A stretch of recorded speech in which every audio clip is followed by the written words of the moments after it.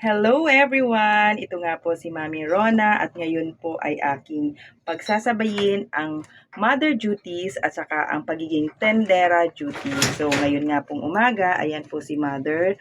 Siya muna yung in charge dito sa aking tindahan dahil ako po ay maghahatid sa aking panganay na anak papuntang eskwelahan. So, pagkatapos ko po siyang ihatid sa mismong sakayan lang naman, ako po ay diretso na pong mamamalengke dahil marami na nga rin pong kulang-kulang ang aking tindahan.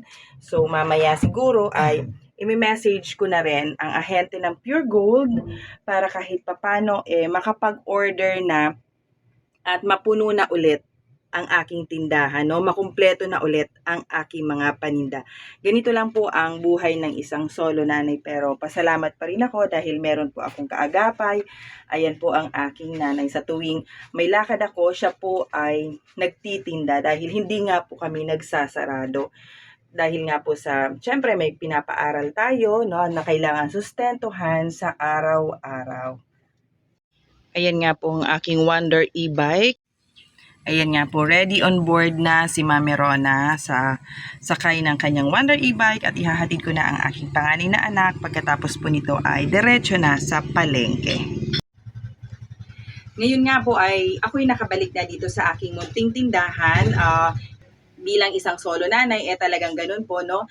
Kailangang magawa natin ang mother duty at syempre, wag nating kakalimutan yung ating tindahan duties. So ngayon po, ako nga po ay namili ng mga baboy at manok at yun po ang isi-share ko sa inyo. At syempre, meron din po akong mga panindang mga frozen items like tocino, longganisa at hotdog. At isi-share ko din po yan sa inyo. Panindang baboy, ayan po. At saka yung aking panindang manok. Ito. Bali, yung baboy po ay bumili lang po ako ng bali 3 kilo tapos pinatimbang ko siya ng tag kakalahati. So, ganyan po siya. Nakatag kakalahati na to. So, bali 6 na piraso lang. At yung manok naman po, binili ko po ito sa Pure Gold. Bumili lang po ako ng 6 na piraso. So, ito naman po, ang pinipili ko naman po sa na manok sa Pure Gold ay yung less than 1 kilo. Para kahit papano, maibebenta ko siya ng medyo mas mura lang. Kasi hindi po ako nagkakalahati ng manok. Talagang buuan lang yung aking binibenta. Ito po ay fresh frozen na. So, alam ko na talagang fresh ito once na na-tow na, no, na ibibenta ko sa aking mga customer. So, ito po. Ngayon po, ilalagay ko na po siya sa freezer para manatili po siyang fresh. Ayan po. Ito na nga po yung aking mga panindang baboy at manok. Ilalagay ko na po dito sa loob mismo ng freezer.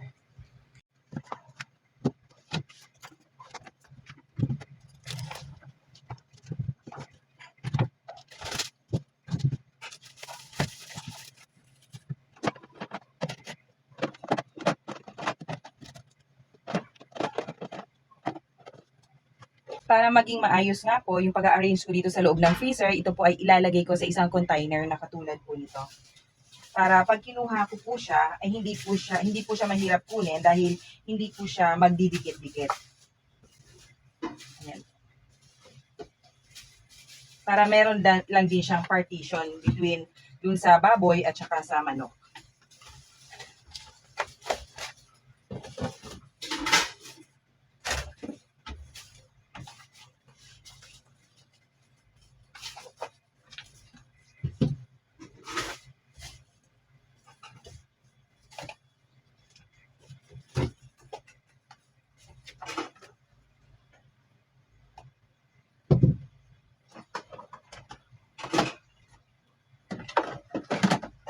Ganon din po yung sa manok ko. So, lalagyan ko din siya ng maliit na ganito lang. Yung kakasya lang po dito sa portion ng freezer. Tapos, ilalagay ko na lang po siyang ganun. I-arrange ko siya.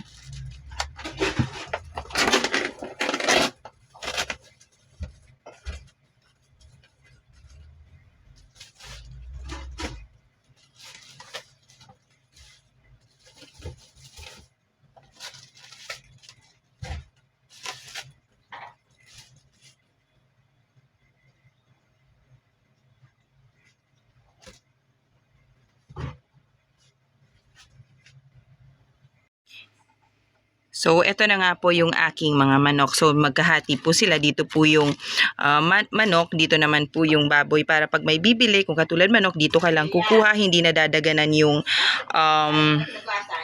mga baboy. So, dito naman po, syempre sa kabilang portion na to, dito naman po yung mga paninda kong mga frozen goods pa rin po.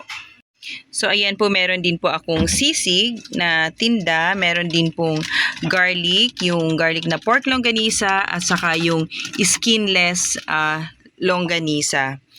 Meron din po akong ito, yung mga chicken balls. Ito naman po is yung squid balls at saka kikiam. Ito po kasi nabibili to pang sahog sa pansit or yung mga ibang pagluluto. Ito din po ang meron din akong bossing na hotdog. Ito po naman ay tinitinda ko siya ng per piece. So, pera-peraso lang. Siyempre, yung iba naman po naghahanap, mabenta din po ito yung tender, juicy na hotdog. So, ayan po.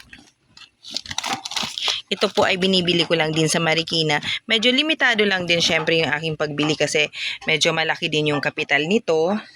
Saka para laging bago din yung aking mga paninda. Mga tusino, tapos ang siomay at ang smoke longganisa. So, ito po yung mga mabibenta dito sa aking tindahan. Idadagdag ko lang din po pala, no? Bali, yung baboy po, pagka bili ko po sa palengke, yun po ay nakatimbang na ng kalakalahati.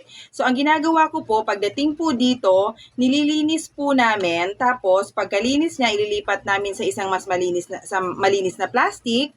Tapos, yun po, aayusin namin yung pagkakapak.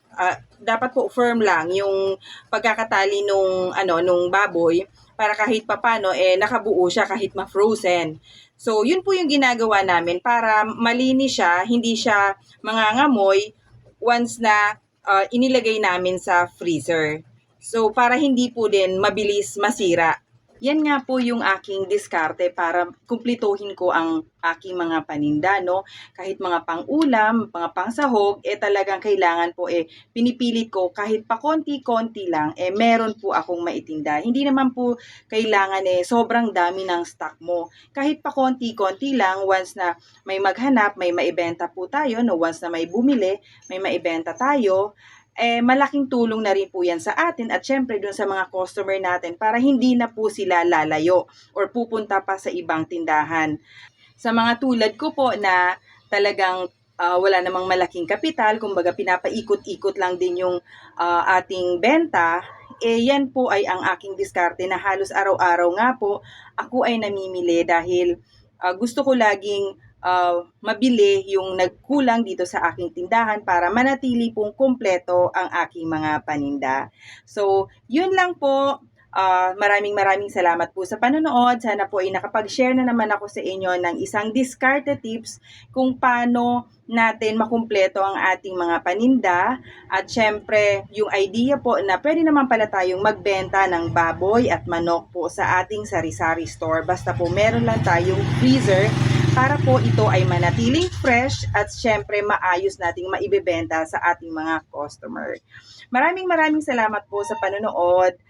Paki-like naman po at paki-subscribe po sa akin channel at paki-click na rin po ng notification bell para maging updated po kayo sa mga susunod ko pa pong video. Maraming salamat po.